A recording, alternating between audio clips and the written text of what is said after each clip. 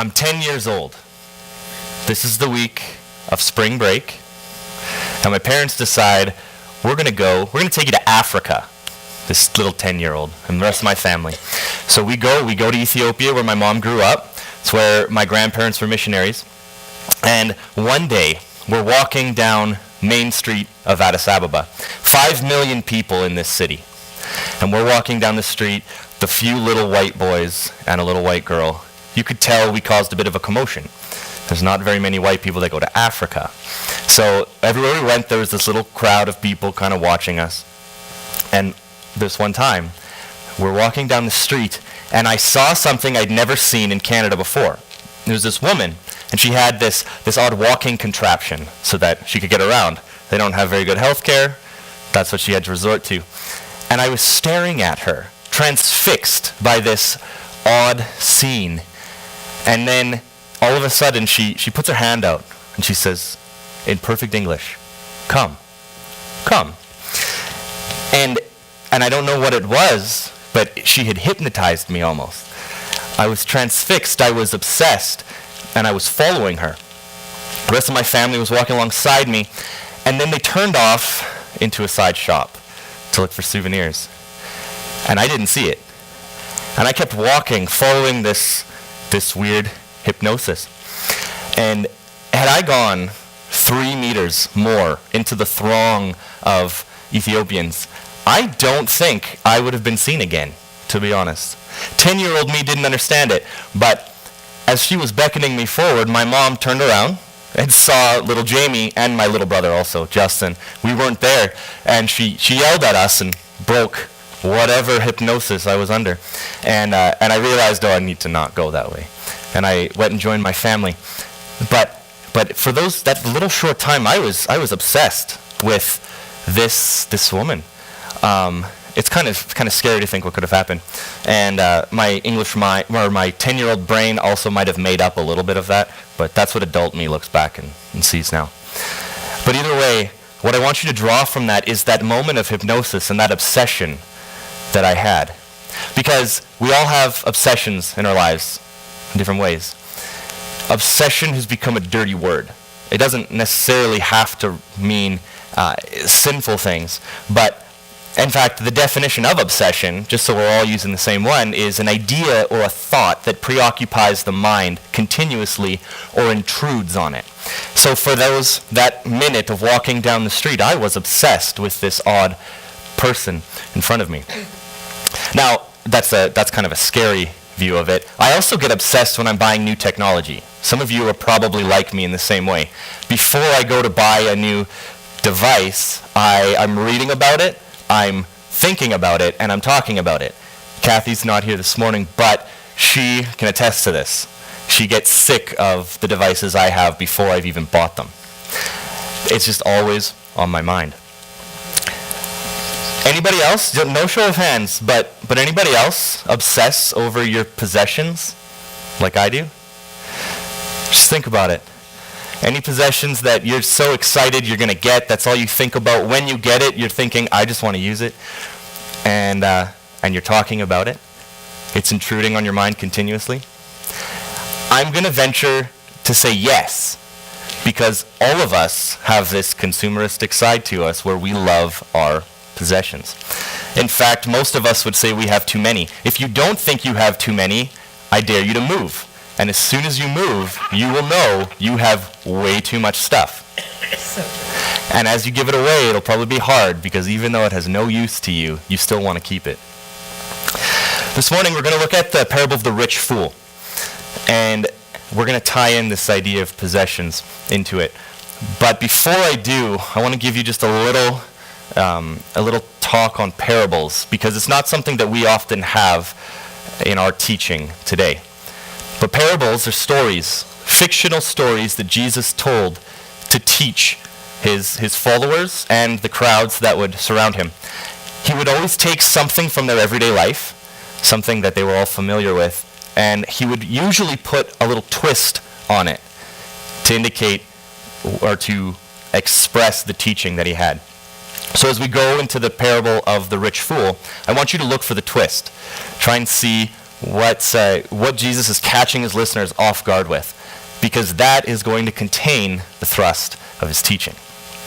So you could turn to Luke 12, verse 13 to 21. It's going to be on the screen also, but if you have a smartphone and you obsess over your phone just like me, you probably have a Bible on it, so you can turn there.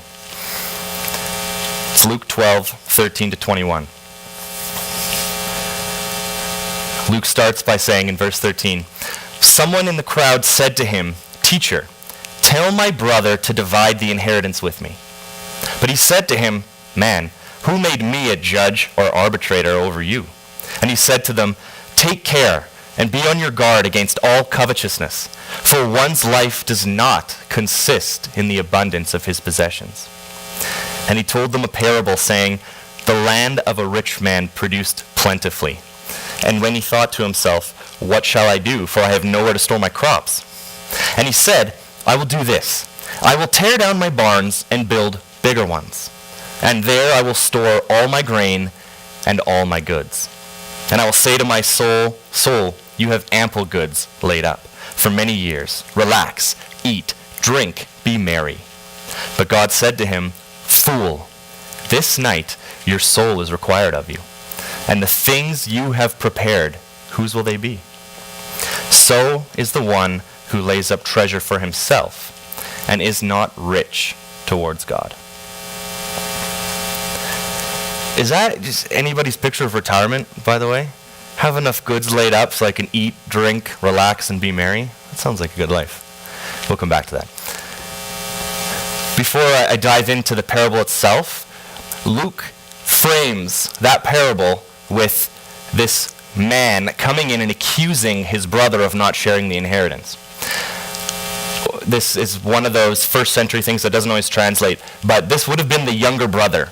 And his older brother, who is the executor of the inheritance, apparently is not giving this brother his share that he feels he's due. So he decides to take it to Jesus. Now, earlier in Luke 12, we find that Jesus is surrounded by a myriad of people.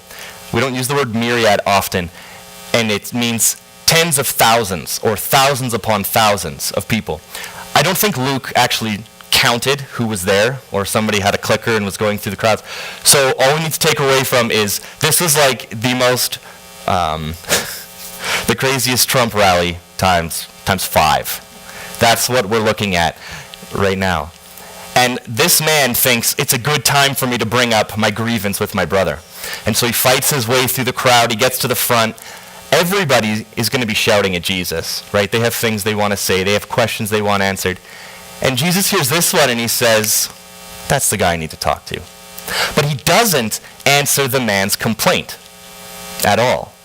This man wants him as a teacher to enforce the law, which Jesus legally had every right to. He had every right to tell his brother, give this man what's due him.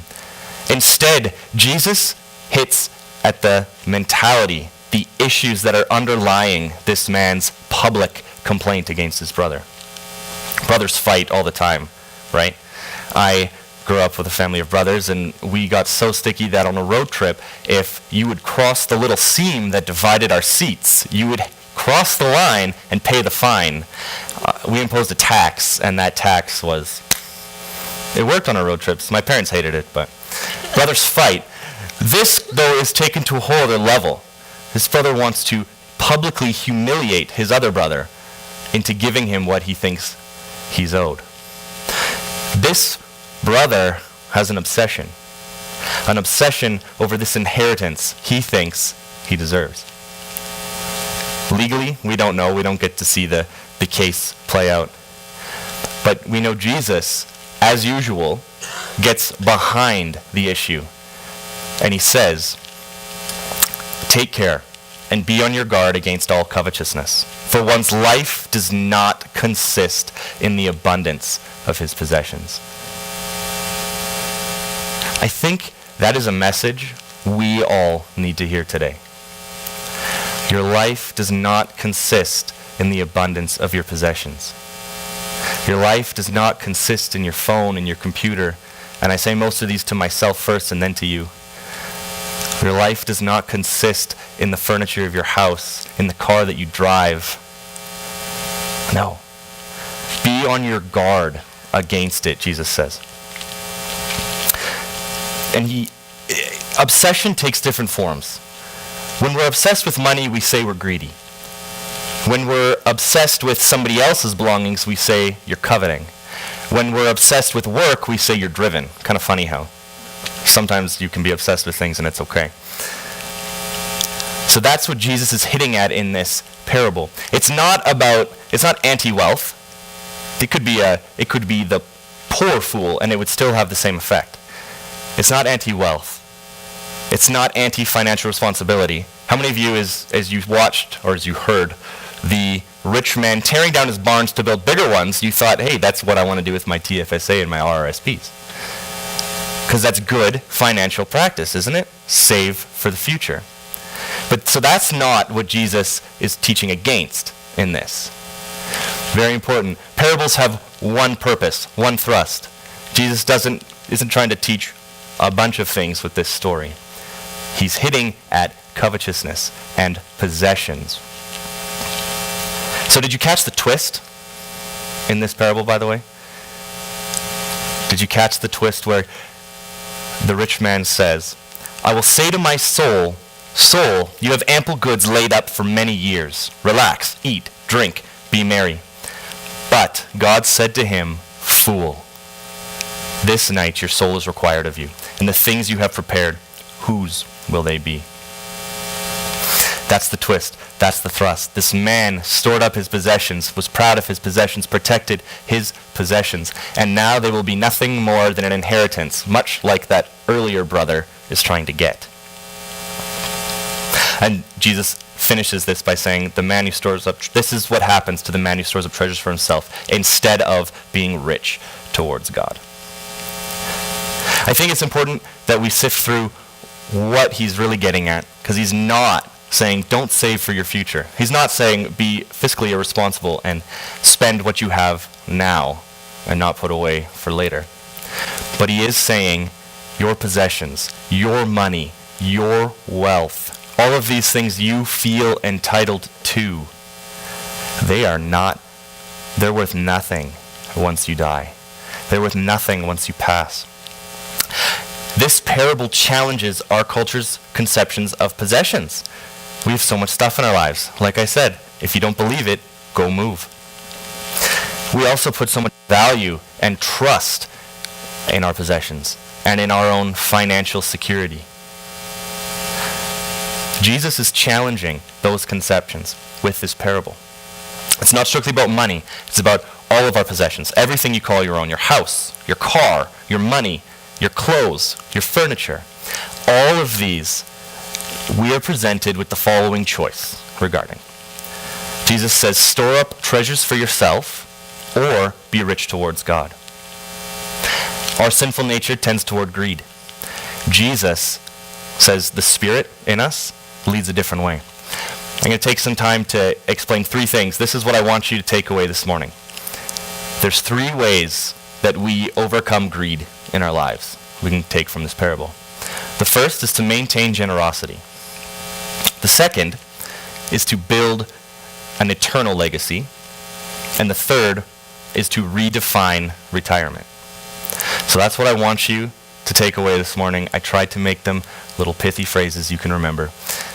But that's it. So take a nap if you need to, or follow along for the rest of the ride. But with maintained generosity is where I'm going to start.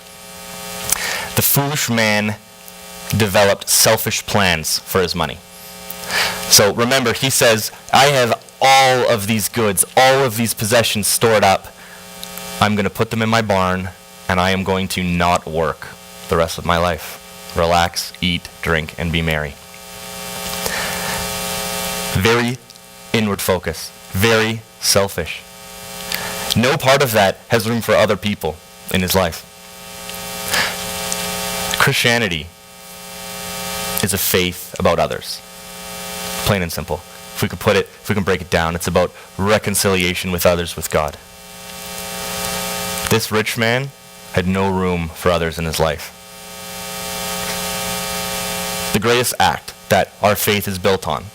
The foundation of our faith is Jesus, God, becoming a baby, growing, becoming mature, dying on the cross, and then rising again. How much of that, I ask you, was about God? And how much of that was about others? See, generosity is built into the DNA of our faith. We are to live our lives for others, for about others, for the good of others. There's different kinds of generosity, and I can't get too deep into it, but we have philanthropy, where you're working for the good of those who are in need, and then just general generosity to each other. Our world, in our country, we spend billions of dollars on social aid programs. So philanthropy looks different in Canada than it did in Jesus' day. Jesus, all throughout Luke, is encouraging people to sell their possessions and give to the poor, give to the needy, because they have no social network. They have nothing to fall back on. Our world is different. In Alberta, I know for a fact, being in the industry, just for living, you can get $672 a month. It's not a lot of money, but at the same time, it's a lot of money. So, giving money to people in Canada is very different than giving money to people in Jesus' day. So, as we maintain generosity, I would actually encourage you to research poverty, research the effects of poverty, and then decide where you should give. Notice I didn't say decide if you should give, but where you should give. Maintaining generosity takes our focus off of ourselves, and it puts it on others. It's impossible to be greedy with your money when you're thinking about others. It's impossible to follow the rich fool's path and store up treasures for yourself when you're thinking of others. Maintaining generosity loosens the grip that greed has on us, and it puts that spotlight on someone else. The Bible is replete with examples of giving to the needy, to the poor and to the needy. There's not something that in the 21st century we're exempt of because our government does it on our behalf. So think about it. Where is God asking you to give? Proverbs 19 says, "He who gives to the poor lends to God. God will pay him back." If I was going to have a debtor, I would want it to be God. Maintain generosity. But also, not just with the poor and the needy who need your help. Maintain generosity amongst ourselves. Proverbs also says, in 19, "Many seek the favor of a generous man, and everyone is a friend to a man who gives gifts." And I think you just have to think for a moment, and you know that's true. Who doesn't want to hang out with someone who's generous? Who doesn't want to be around the guy who's giving gifts? Or girl? I remember being in Bible college. My car broke down. The engine imploded on itself. It got too hot, and I'll take full responsibility. I didn't take care of it, and the car, the engine broke. That's my mechanical assessment. It broke. I brought it to the shop and realized it's going to cost $1,500 to fix it. Well, on my student's salary of $0 a year, that was looking not likely. I brought this just to a prayer group that we had at school. And I kid you not, 2 days later, actually it was probably 3 days, it was a Friday to a Tuesday, I opened my mailbox. Here's this envelope. Oh, that's kind of cool. What's inside? But 30 crisp $50 bills. Totaling what I needed to fix my car. That is, who does that? Who has that kind of money to just give to an irresponsible student? I'm so thankful for them, and I even tell this story in honor of that person. To this day, I don't know who it was. Once again, no name. Obviously, when you give that kind of money, you're not usually doing it for recognition, I guess. Just a little note saying, go fix your car. What that person doesn't know is that a few months later, my car actually did die again. So I feel really bad. But they got to give and they felt good. So my point is, we could be generous with each other. Who doesn't want to be a part of a community that is generous to each other? And not just because we see needs and we have pity on those needs, but just has generosity built into the DNA of the community. Invite someone over for lunch. Be hospitable. Generosity is not only giving money. Generosity is using your possessions for other people. Hospitality, inviting people into your house, giving them some of your food, letting them sit on your really nice, expensive couches. That's generosity. Giving people rides, letting them have the benefit, the blessing of your car. That's generosity. A lot of us feel really tight in the wallet. We don't have enough money to get through the month, let alone to give to others. But we do have time. We do have possessions. We have these things we can give to others, whether they're needy, whether they make more money than I do. Well, we do.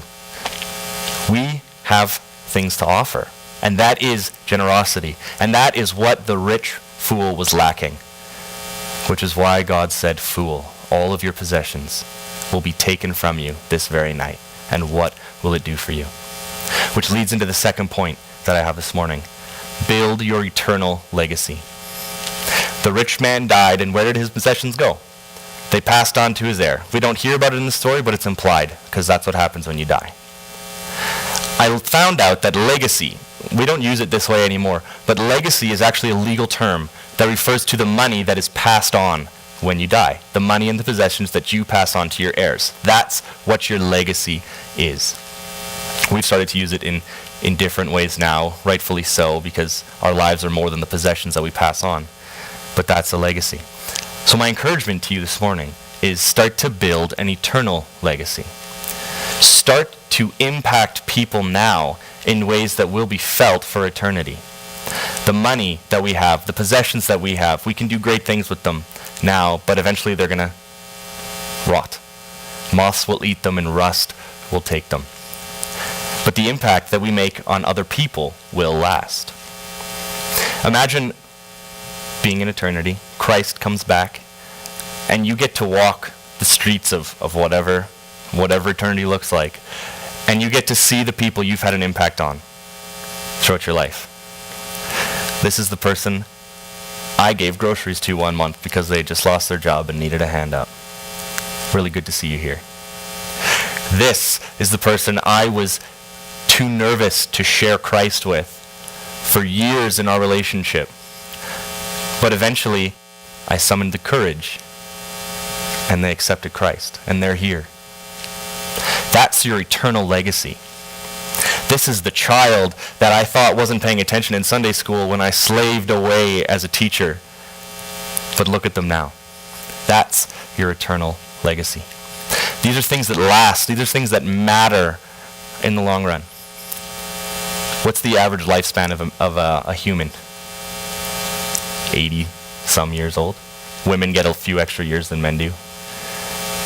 80 some years now to make an impact for, it can't even say the rest of time because that's improper, for eternity, for forever and ever and ever. That seems like an investment that's worth making. Save up some money, pass it on to your kids, eventually it runs out. Your eternal legacy lasts. That's something between you and God to work out what your eternal legacy looks like. But I think it's good to start thinking about now. My last point, and we'll be out of here in time to catch Wonder Woman in the afternoon, is redefine retirement. So many of us picture retirement as the rich fool in the parable.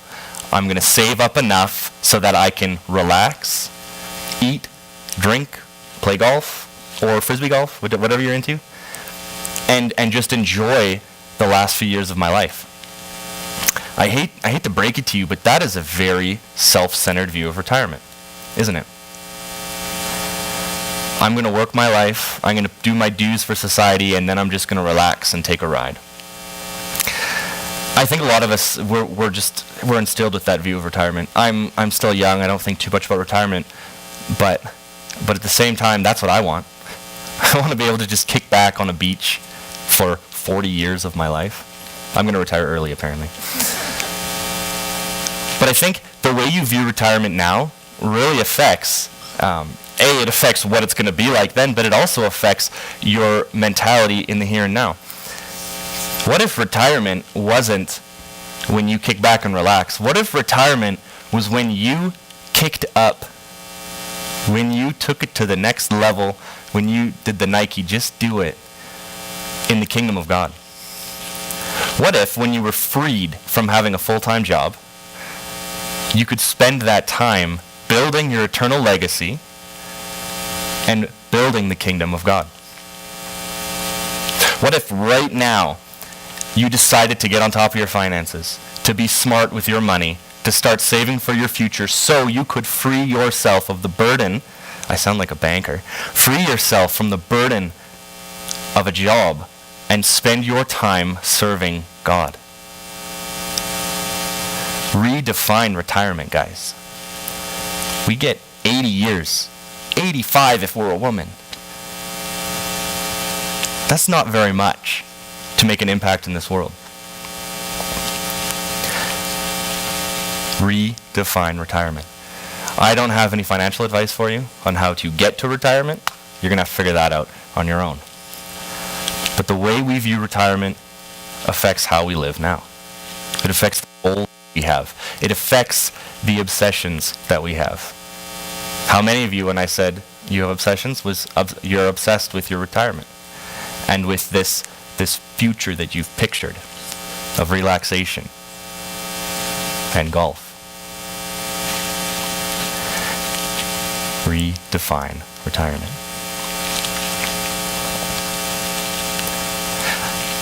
I also need to point out, God isn't only going to use you in your retirement if you're financially stable. He uses the people who are struggling on CPP just as much as he would use somebody who's prepared financially. I do think there's a benefit to being prepared and to not having that stress as you go through life.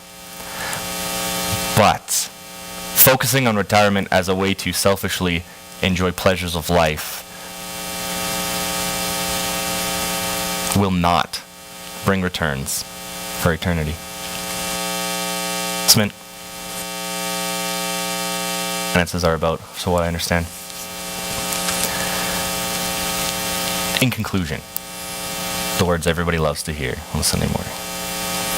In conclusion, our possessions, our wealth, and even our time are given to us by God.